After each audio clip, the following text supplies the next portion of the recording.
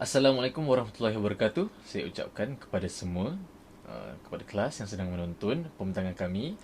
Jadi, kami ialah kumpulan tajuk 8 iaitu dekolonisasi dan juga dualisma dekab. Jadi, sebelum kami memberikan pembentangan kami, mempersembahkan pembentangan kami, saya ingin memperkenalkan dulu ahli kumpulan kami yang terdiri daripada saya sendiri iaitu Arif Daniel bin Muhammad Lutfi dan saudara Muhammad Irwan bin Ishaq dan seterusnya saudari Felicia Patrick. Jadi kita mulakan perbincangan ini dengan kolonisasi dan juga dekolonisasi. Jadi apakah maksud dua perkataan ini? Kolonisasi dalam konteks perbincangan kita bermaksud penjajahan ke atas fizikal, mental, pemikiran dan juga intelektual sesebuah masyarakat oleh kumpulan masyarakat yang lain. Dan dekolonisasi pula bermaksud atau dekolonisasi ataupun penjajahan bermaksud proses pembebasan dari penjajahan yang dilakukan apa yang saya sebutkan tadi, kolonisasi yang saya sebutkan tadi. Jadi dalam lukisan yang saya letak dalam slide ini ialah sedang menceritakan tentang penangkapan Diponegoro. Jadi Diponegoro ni tuan-tuan, sahabat-sahabat, ialah seorang putera dari kerabat di Pulau Jawa. Beliau ialah ikon untuk penentangan penjajah di wilayah Nusantara ini. Kerana pemberontakan dan penentangan oleh beliau dan juga pengikut-pengikut beliau menyebabkan Belanda terpaksa mengeluarkan belanja yang besar dan juga mengerahkan anggota kumpulan laskar yang besar untuk menumbangkan pemberontakan di Ponegoro. Jadi lukisan ini dilukis oleh Raden Saleh, seorang pelukis era romantik di Jawa. Beliau telah melukis karakter-karakter dalam penangkapan di Ponegoro ini dengan karakter mereka yang sepatutnya. Kerana Raden Saleh sendiri ialah seorang Jawa yang priai, seorang aristokrat. Jadi telah menunjukkan betapa orang putih ini dengan kepala-kepala yang besar, mereka sengaja dilukis dengan kepala besar. Dengan niat untuk melawan secara halus penjajahan-penjajahan ini. Ini ialah salah satu bentuk dekolonisasi yang mula popular bukan dengan cara kasar tetapi dengan cara halus seperti dalam satira dan juga karya seni. Di Malaysia juga kita tidak ketinggalan terdapat kumpulan-kumpulan penulis yang mula mengeluarkan karya-karya satira terhadap penjajah pada 1940-an, 1950-an khususnya dengan Angkatan 50 dan seterusnya. Jadi kembali kepada Diponegoro ini, kita dapat lihat betapa Raden Saleh menggunakan apa yang dibawa oleh orang Eropah iaitu pemikiran romantis tetapi melawan mereka dengan cara melukis melukis dengan kepala yang besar, melukis dengan muka yang buruk orang-orang Belanda, penjajah-penjajah Belanda yang menangkap Diponegoro dan pengikut-pengikutnya. Manakala pengikut-pengikut Diponegoro berpakaian dengan pakaian tradisional yang sangat bersih, yang sangat kemas. Walaupun sedikit coreng kerana telah bertempur dengan pasukan Hindia Belanda pada waktu itu. Jadi, orang Eropah telah mula menjajah Asia dan juga Afrika dan juga benua Amerika mulai sejak kurun ke-15 lagi apabila kerajaan Portugal telah menghantar beberapa buah kapal untuk mencari jalan laut ke Asia Timur. Ini berikutan catatan-catatan daripada Marco Polo dan juga mungkin Ibnu Battuta yang menerangkan tentang kekayaan-kekayaan yang berada di kekayaan dan juga kebudayaan yang berada di Timur Jauh.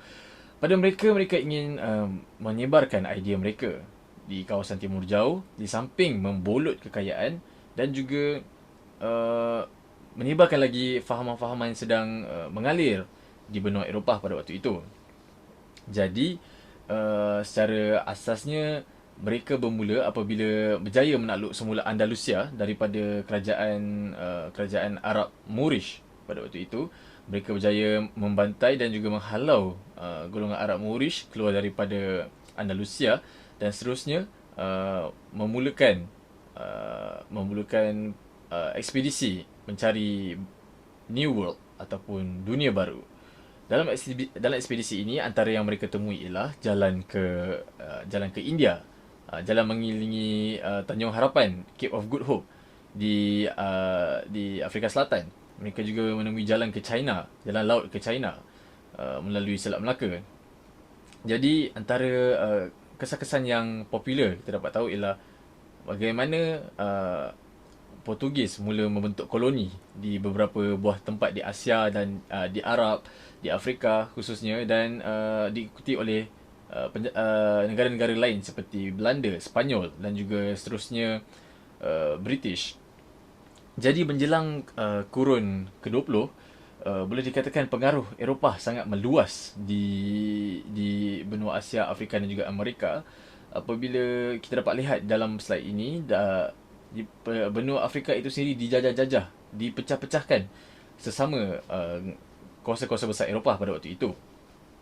Jadi mereka di samping membawa bentuk politik yang baru, mereka juga membawa aliran pemikiran yang sangat-sangat radikal dan sangat-sangat bertentangan dengan budaya lokal yang masih meninggalkan kesan sehingga kini. Contohnya masyarakat yang terpengaruh dengan budaya mereka ingin menerapkan dalam kehidupan seharian, tetapi yang kita sedia maklum ia tidak sesuai di negara kita, di tempat kita ataupun di tempat-tempat orang telah dijajah. Jadi berlaku mungkin konflik dalaman, dan juga ada negara yang masih belum mampu untuk pulih daripada konflik-konflik tersebut. Jadi antara fahaman yang dibawa ialah dualism. Dualism ini, kenapa dualism yang dibawa? Dualism ialah fahaman pada waktu itu yang dibawa oleh René Descartes, sangat-sangat popular pada waktu era penjajahan, kerana René Descartes ini boleh dikatakan, bukan boleh dikatakan, beliau ialah bapa falsafah moden. Jadi kerana beliau bapa falsafah moden, pada waktu era penjajahan itu pemikiran beliau telah dibawa secara meluas ke segenap pelosok bumi di mana kapal-kapal orang-orang Eropah telah berlabuh. Orang-orang Eropah yang pergi berlabuh kebanyakannya ialah cendekiawan, saudagar-saudagar, dan mereka telah mengambil aliran Descartes ini sebagai salah satu pegangan hidup mereka. Okay, René Descartes ini popular dengan statement dia, dengan pernyataan beliau, iaitu I think therefore I am, ataupun dalam bahasa Melayunya, saya, aku berfikir, justru itu aku ada. Beliau telah mencetuskan idea dualism yang kini dikenali sebagai Cartesian dualism, dan dualism ini sangat terkesan sehingga kini kerana daripada dualism ini telah muncul pelbagai aliran-aliran lagi yang sub aliran yang wujud selepas Cartesian dualism ini. Beliau bukan sahaja seorang ahli filsuf yang hebat, beliau juga seorang ahli matematik yang hebat dengan berjaya mencipta penggunaan huruf-huruf dalam algebra, dan juga menggunakan kuasa 2 dalam kuasa 2 kuasa 3 dalam kira-kira matematik. Pada waktu itu ialah perkara yang sangat baru dan juga novel. Jadi antara idea dualism menurut René Descartes ialah dua perkara, perbandingan antara subjek dan juga objek yang sangat-sangat berbeza tetapi wujud di dalam keadaan platform yang selari. Contohnya, kita bagi contoh di sini ialah non-human dan human, physical dan metaphysical, mind and body. Jadi René Descartes, walaupun beliau telah melukis garisan sepadan antara perbandingan-perbandingan ini, beliau percaya bahawa perkara ini wujud walaupun kita terpaksa menerima yang dia wujud dalam platform yang berbeza.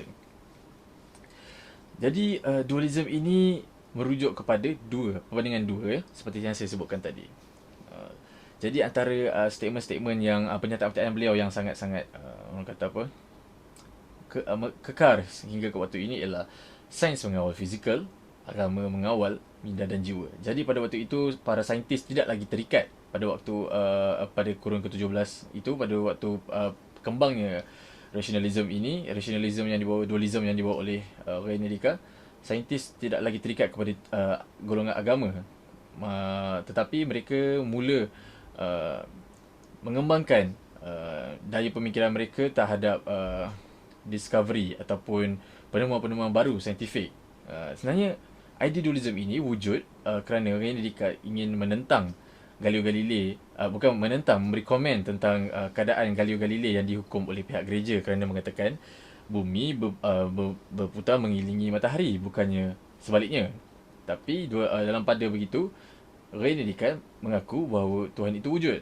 Namun uh, hasil daripada dualism ini menyebabkan mereka yang percayakan Tuhan telah memulakan satu fahaman baru, iaitu secularism, dan juga pelbagai lagi yang akan menyusul. Jadi antara salah satu yang masih sangat-sangat memberi kesan pada pada kawasan-kawasan penjajahan khususnya ialah anthropocentrism. Okey, ini anthropocentrism ini akan dibentangkan oleh kawan saya Irwan sebentar lagi, tetapi sedikit sebanyak ialah yang saya boleh terangkan. Okay, anthropocentrism ini wujud apabila manusia, golongan-golongan pemikir ini mengatakan alam ini berkitar di apa di mengelilingi kita. Okay. Apabila manusia meletakkan diri mereka dalam kawasan, dalam lingkaran yang tengah, bukan dalam kalangan tetapi dalam lingkaran, jadi ini menyebabkan terjadinya dualism antara manusia dan juga alam. Jadi penjajah-penjajah ini mula merosakkan muka bumi, mereka melombong dengan tidak dengan tanpa berfikir tentang kesan-kesan pada masa akan datang. Mereka melakukan revolusi industri yang mungkin memajukan negara, tapi sebenarnya telah mencemarkan bumi dengan pencemaran arang-arang batu, pencemaran asap, dan juga sisa-sisa buangan yang dilepaskan ke sungai-sungai dan juga lautan-lautan utama di dunia. Jadi mereka tidak sedar perkara ini sebenarnya telah merosakkan tempat dan juga muka bumi. Penjajah-penjajah yang datang menjajah, mereka meninggalkan ajaran ini sehingga sekarang. Malahan terdapat juga pemimpin-pemimpin negara yang telah dijajah sebelum ini masih mengekalkan ideologi anthropocentrism ini dengan tidak memikirkan tentang kesinambungan alam sekitar pada masa akan datang. Jadi ini semua ialah ego logik, kerana manusia dalam golongan ego logik dan juga anthropocentric ini, mereka berfikir bahawa oh, kehidupan alam non-human berkitar di sebalik kita human. Jadi sebenarnya perkara itu tidak bagus, kerana alam semula jadi ciptaan Allah ini, ciptaan Tuhan ini sepatutnya kita jaga, kerana inilah tanggungjawab kita. Kita selaku khalifah, kita mungkin ada agama yang mempercayai bahawa manusia ini adalah pemimpin di muka bumi, bukannya perosak di muka bumi. Kita pemimpin untuk menjaga keseimbangan dan juga keharmonian alam, bukannya menghancurkan. Jadi itu sahaja daripada saya. Saya akan memberikan haluan kepada kawan-kawan saya untuk meneruskan pembentangan kami. Terima kasih.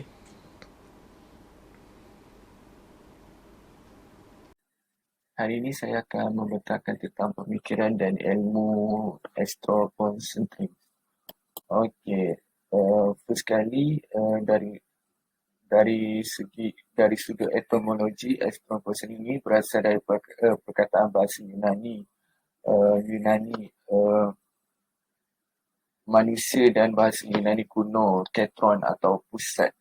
Dan kepercayaan bahawa manusia adalah entiti yang paling penting dalam alam semesta atau di atas muka bumi ini, yang kita boleh lihat adalah mereka menganggap bahawa semua yang terjadi ini adalah disebabkan oleh manusia sendiri dan tanpa bantuan entiti lain, selain daripada entiti manusia. Dan Anthropocentrism ini mentaksir atau menganggapkan dunia daripada segi nilai dan pengalaman hidup.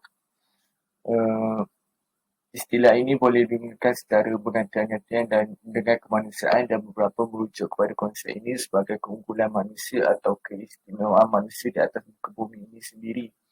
Dan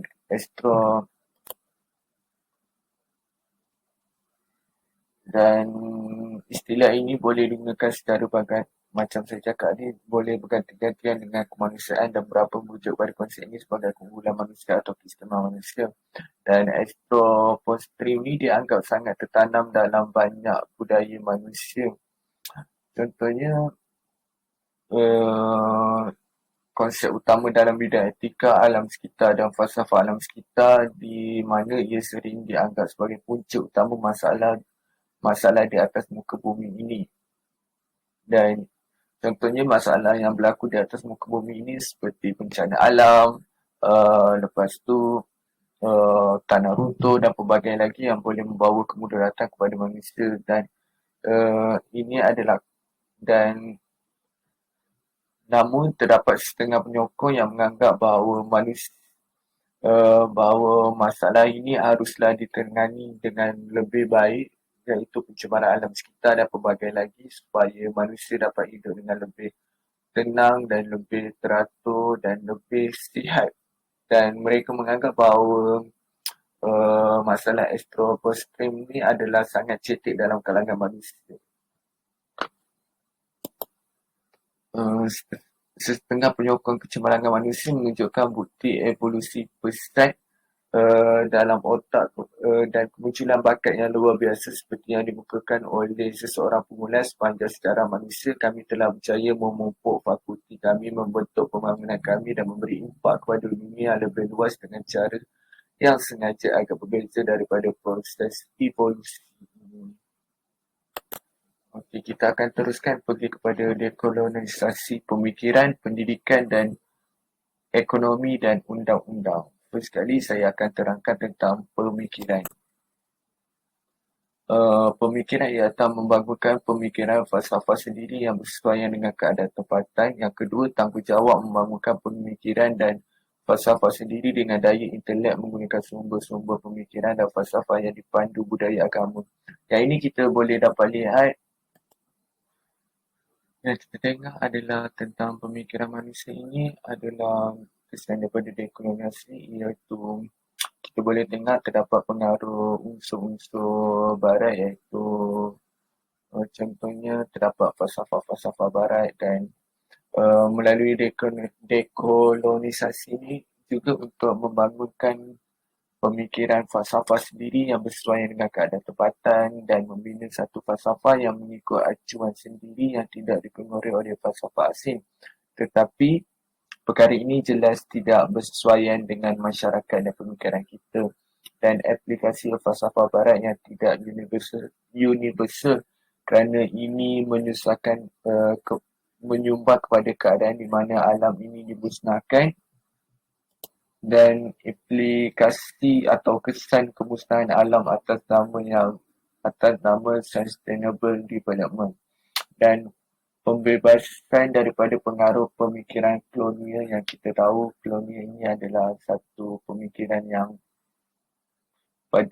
penting pada zaman dahulu, dan tanggungjawab untuk membangunkan pemikiran dan falsafah sendiri dengan daya intelek menggunakan sumber-sumber pemikiran dan falsafah yang dipandu budaya dan agama. Selain itu adalah usaha-usaha untuk membentuk satu falsafah baru bersesuaian dengan keadaan tempatan bagi mengatasi masalah dan pengaruh falsafah negatif pemikiran barat ini. Dan kita boleh tengok terdapat beberapa elemen seperti suatu falsafah yang mementingkan akan aspek ketuhanan atau kepercayaan kepada Tuhan, yang juga terdapat di dalam buku negara kita sebagai prinsip yang pertama, iaitu kepercayaan kepada Tuhan. Okey, dekolonisasi ini kita boleh tengok dia berlaku pada zaman Renaissance atau zaman gelap, iaitu zaman kejatuhan Empire Islam. Iaitu itu yang berlaku pada zaman dahulu, dan daripada segi pemikiran juga kita boleh tengok adalah manusia ini cumalah wakil Tuhan ataupun khalifah di muka bumi ini, dan juga manusia sebagai hamba Tuhan. Dan mereka juga menganggap bahawa alam dianggap sebagai tanda kebesaran Tuhan, dan dengan itu membawa pengertian simbolik yang mengingatkan kita akan kewujudan Tuhan, dan kita haruslah memelihara atau menjaga alam sekitar daripada kemusnahan yang berlaku, supaya kita dapat hidup dengan tenang dan aman dan dapat menikmati pelbagai khasanah di atas muka bumi. Okay, daripada segi ekonomi, kita juga boleh menelitkan daripada sistem politik yang berlaku di atas. Okey, kita boleh tengok daripada sistem politik, iaitu dekolonisasi ini adalah untuk menggantikan sistem empire dan monarki, dan mewujudkan sistem politik demokrasi. Contohnya menggantikan sistem empire, kita empire yang sangat terkenal pada zaman dahulu adalah Empire Turki Uthmaniyah yang dibimbing oleh pelbagai-pelbagai khalifah di atas muka bumi ini, dan ia adalah satu empire yang digeruni pada zaman dahulu tetapi telah jatuh disebabkan oleh kerakusan pemimpin sendiri, dan dan sistem politik demokrasi muncul. Sistem politik demokrasi yang muncul ini kita boleh tengok daripada negara Malaysia sendiri, iaitu sistem demokrasi kita, iaitu rakyat yang berkuasa untuk memilih pemimpin sendiri, dan kita ada bagi sistem politik demokrasi ini adalah penting bagi menggantikan sistem monarki. Dan daripada sistem ekonomi terdapat juga sistem ekonomi kapitalis dan perdagangan terbuka menjadi anutan kebajikan negara membangun di dunia ketiga bagi memacu perkembangan ekonomi di peringkat lokal dan global. Sistem ekonomi kapitalis ni iaitu sistem yang amat menindas manusia dan dia menutup ruang kepada peniaga-peniaga tersebut. Contohnya yang kaya akan menjadi kaya, yang miskin akan terus miskin daripada sistem ekonomi kapitalis ini. Okey.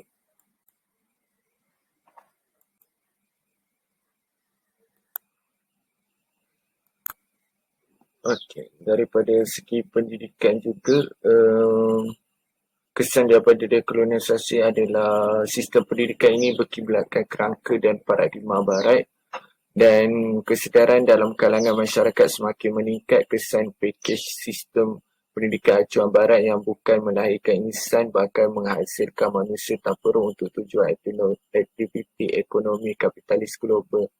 Ini dapat dilihat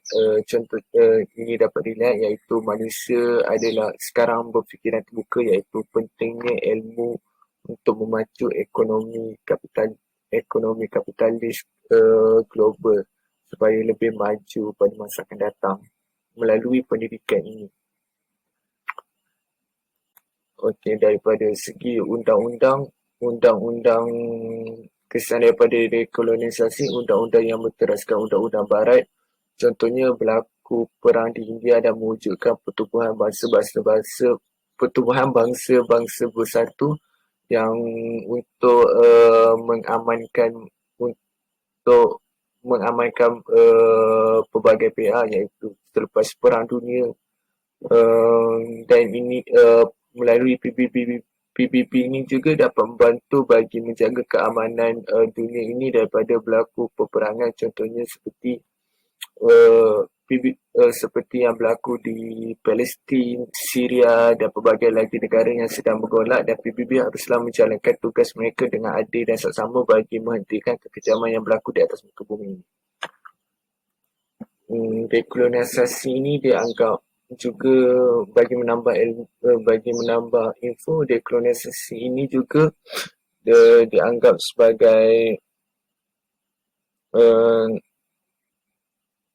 contohnya masyarakat sastra tidak lagi tertarik kepada dekolonisasi ini dan menganggap bahawa sarjana dan pengembara dari Eropah berkunjung ke dunia timur, mereka akan pengalaman berinvestasi dan bergaul dengan masyarakat setempat yang kemudiannya diturunkan ke dalam catatan. Bagaimanapun, apa yang ditulis ini sebenarnya berdasarkan pandangan alam barat mereka sehingga budaya timur diketepikan termasuk Islam. Dan ini sangat memberi kesan buruk kepada konsep dekolonisasi itu. Salam sejahtera, hari ini saya membentangkan insan bersepadu sejahtera dan ecological. Sejahtera merupakan istilah berkonotasi positif yang bermaksud aman dan makmur, senang dan tenteram, terpelihara daripada bencana. Insan ecological iaitu pertama, perilaku manusia dengan persekitaran, interaksi timbal balik yang menguntungkan antara manusia dan persekitaran, dan yang ketiga, interaksi manusia dengan lingkungan bersifat dinamik, dan yang keempat, interaksi manusia dengan persekitaran yang terjadi pada pelbagai peringkat yang bergantung pada fungsinya. Contoh lingkaran sejahtera. Di dalam lingkaran sejahtera mempunyai emotionals, physiologicals, ethicals, intellectuals, spirituals, cognitive, culture, societal, ekonomi dan ekologi. Dalam lingkungan sejahtera iaitu spirituals. Okay.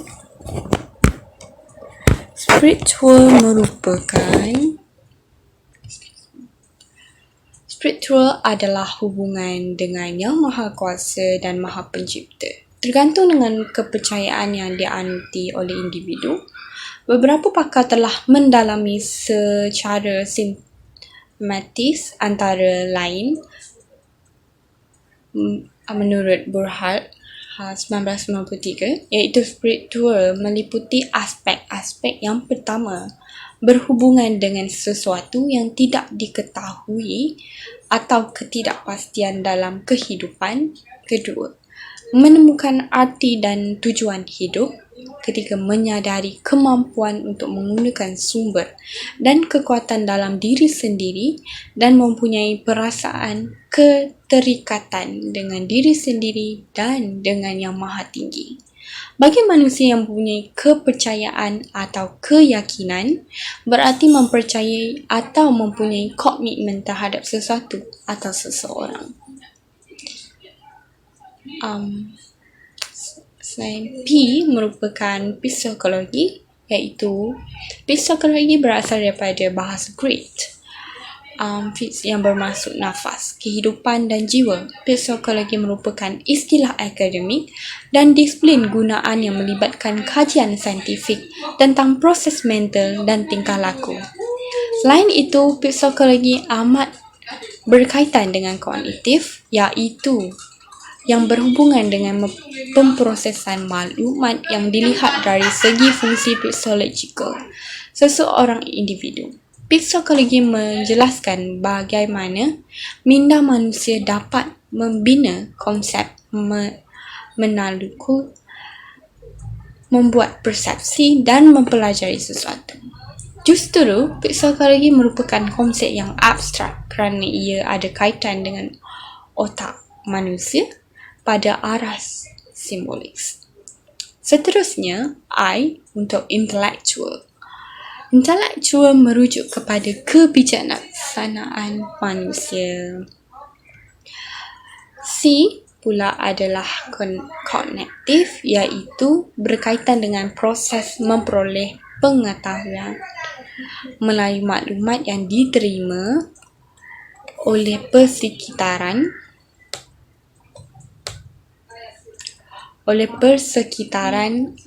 pembelajaran.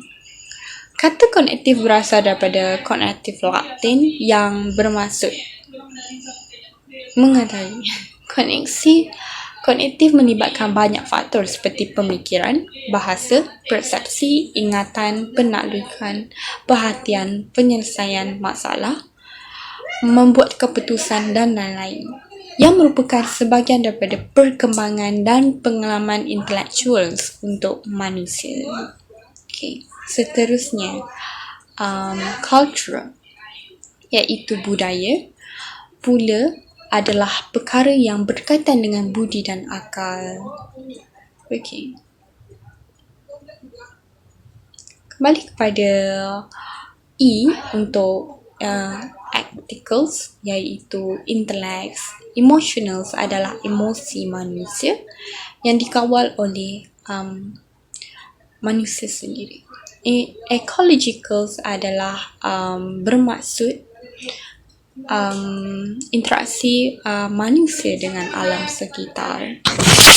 Dan ekonomi adalah ekonomi semasa, dan sosialita adalah sosial antara manusia dengan manusia. Ekologi iaitu cabang sains yang mengkaji habitat dan interaksi di antara benda hidup dan alam sekitar. Insan ekologi, iaitu ekologi manusia adalah suatu kajian antara disiplin mengenai hubungan antara manusia, alam sekitar, persekitaran, sosial dan alam kita. Di dalam tajuk ini, kita sudah mempelajari tentang kesan Cartesian dualism, dekolonisasi, pemikiran dan ilmu anthroposentrism, menjadikan insan bersepadu sejahtera atau ecologicals, penghasilan ilmu baru, insan falsafah sejahtera atau ecological.